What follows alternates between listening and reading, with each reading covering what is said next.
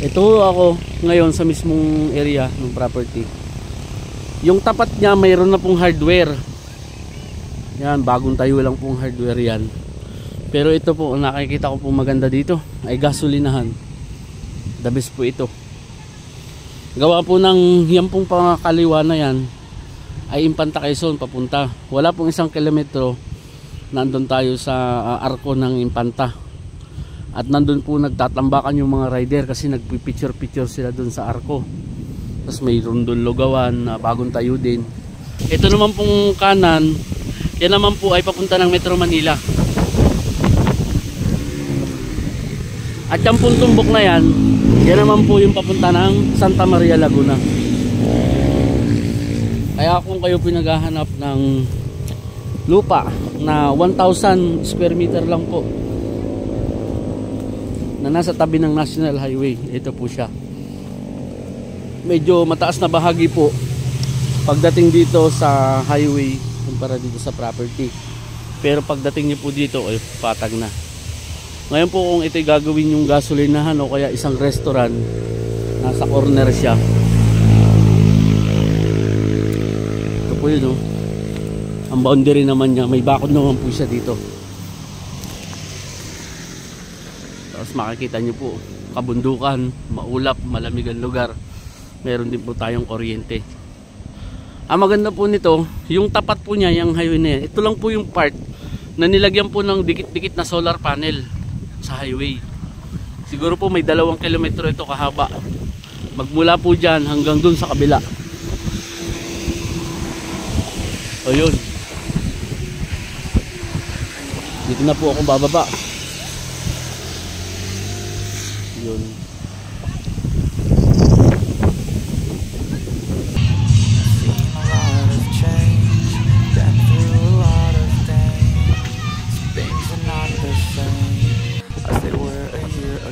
Yan na po, maulap na.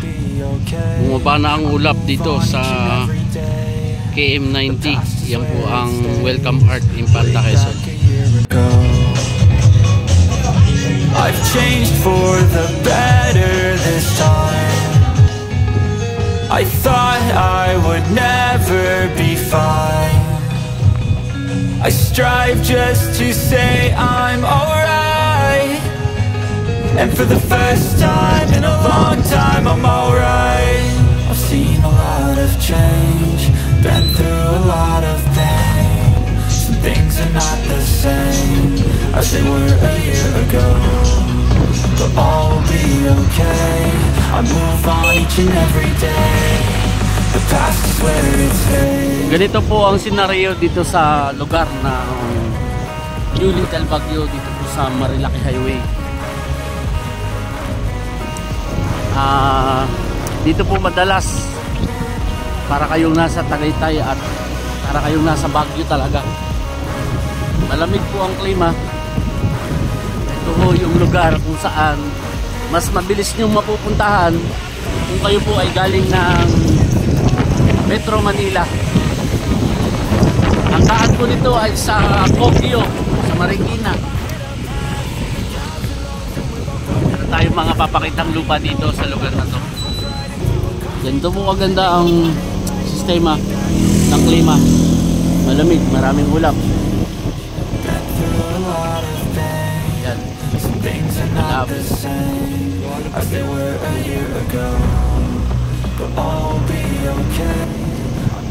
Meron po yung tayo titingnan dito na nasa tabi rin po ng highway. Taxstick din lang po siya. At ito ay nasa 1,050 square meter. Nasa tabi siya ng hardware. Yan, merong unlimited lugaw, 35 pesos. Malapit po dito sa arko ng KM90. Ang dami po palang mga available dito na mga maliliit na parsela. Kaya lang po nasa 4,000, 6,000 na yung per square meter. Ito po yung National Highway, yung tinatawag po nating Marcos Highway, Marilaki Highway.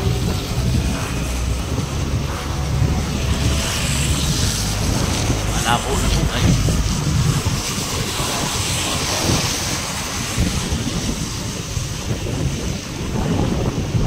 Yan, 1,000 na na lang sa dalawa. Meron po dito mga nakalagay ng mga solar sa tapat nun.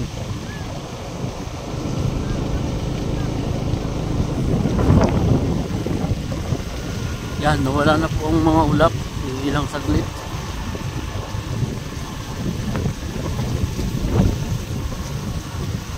Ito na po yung mga nilagay na solar panel dito.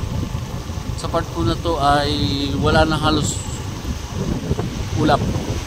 Hindi katulad dun sa may arko. Meron tayong pinaka-landmark yung AAJ hardware.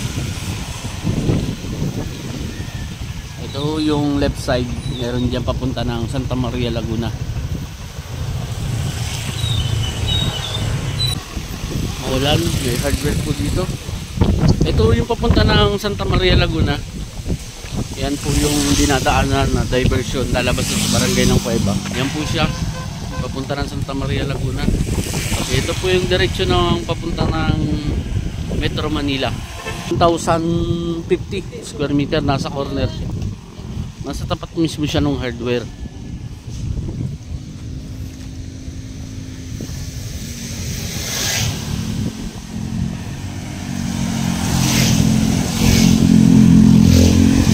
Papunta po ito ng Infanta Quezon.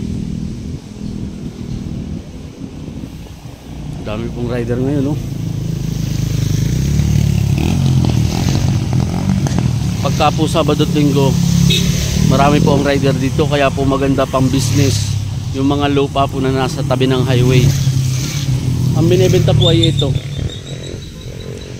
Mayroon pong daan pataas.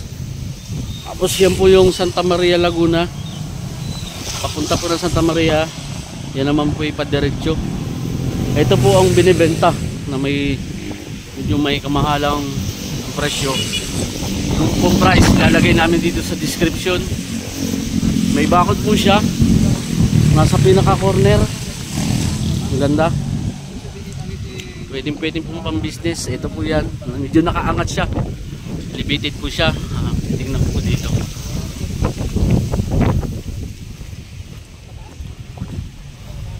Yung po mga na-vlog ko ngayon, isa lang, ito po yung nagturo sa atin ng ating kasamahan na taga dito po mismo. Kasi po nung mayroon pong nagpahanap sa amin na isa sa mga viewer subscriber po natin, gusto nila maliit na sukat lang.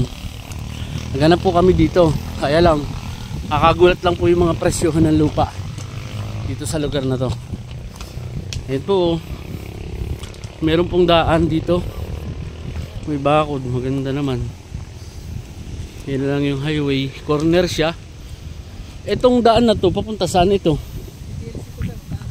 May mga school po yan dyan, may school po yung taas nito. School? Ah, private school? Yun, isa sa Private school yan. ano po yun? High school, college? College. Tinatayo ng school sa taas. Abay lang po sir, nag-ooperate na po yan. Nag-ooperate na. Abay mga napasok. Oo, matagal na. Ganda, no? Wala ka may school dyan. College. College po yan. Saan doon sila dumadaan? Dito po. Hindi pa ako nakakaakyat dyan eh, pero gusto ko marating yan. Kasi meron pa rin mga binibenta. Di ba, dyan, KM90 na. Yan, yung itaas na yan. Ito nga po ay daan po pala ito, papunta doon sa school. Yung po pala ay college. Mga ilang kilometro magmula dito? Isang kilometro lang, andyan na. Ganun. May school po pala dyan. Kaya mahal na mga presyuhan ng lupa dito. Yan o, makikita nyo kung ay lumalapag ang ulap. Ito po sa kanang bahagi ko yung property. Ito. At may bakod siya. Kasi yung kabila po ay nagbakod. Mayroon ng hollow block. Tapos ito naman kabila may hollow block din. Parang nilot-nilot na siya, no? Pero iisa po ang kalagayan ng mga lupa dito. Mga tax deed talaga. 2 hektarya po pala yan, pero hindi po yan. Ngayon po ito po yung binebenta sa atin. Yung iniaalok yan. Nasa tabi po ng highway. Ay ng itong barangay road na to. Na may school nga daw po pala doon sa ibabaw. College. At At ito po yung pinaka corner. Alam niyo po ang maganda dito ay gasolinahan din. 1,000 square meter po ito. Kasi po wala pong mga 500 meters po, mga 1 kilometro. Andyan na po yung arko ng may 1 kilometro ano? Opo, mayroon. Parang wala pa nga po eh. Wala pong 1 kilometro, nandun na tayo sa arko nung Welcome Art Infanta Quezon. Tapos kung ito ay pwede siyang gasolinahan. Pwede kasi may front po siya dun sa ano eh. Wala pa pong may gasolinahan dito sa area. Ay napakadami pong rider dito. Nasa corner po siya. At isa po sa nadagdag na impormasyon, meron pong college po pala dito sa unahan. Nagulat po ako doon kasi halos araw-araw kami naman nandito. Diyan kami dumadaan, pupunta po doon sa Santa Maria, diyan po sa Cueva. Imagine niyo po itong lugar na rough road pa ay may college po pala doon sa bandang unahan. Ngayon po ipapasukin ko na para mas makita natin. May mga tanim po na niyog. Mataas nga lang po ang presyo nito. Sabi daw po ng may-ari mabilit hindi. Pero kung siguro may mag-o-offer ng maganda at kakayanin yung presyo na sinasabi ng seller. Yan. Ito ho ay 1,050 square meter na nasa tabi po ng Marilaki Highway. Ito ho ang itsura niya. Maayos naman po siya. Kasi parang ulbok-ulbok dito eh. May mga tanim na maliliit na niyog. Yung karatig niya nagbakod. Kaya po parang nabakura na rin yung kabilang side. Dito naman po sa kabilang side na ano naman po na ito naman po yung Barangay Road. Road po yan, papunta nga daw po dun sa college, dun sa school. Meron po palang school dyan. Ganda po niya.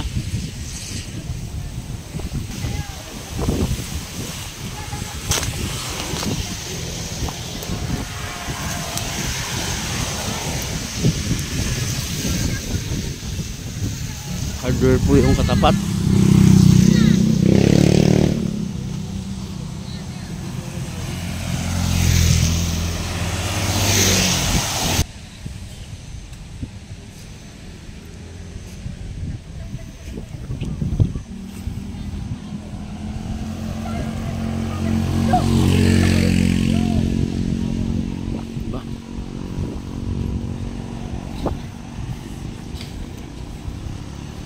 Punta po ng Santa Maria Laguna to, yung left side. At ito na po yung property.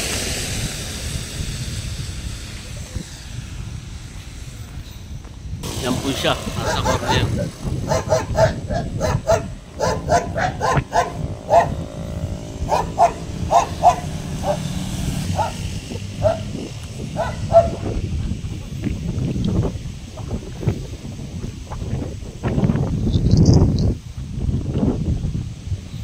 Yan po mga solar panel oh.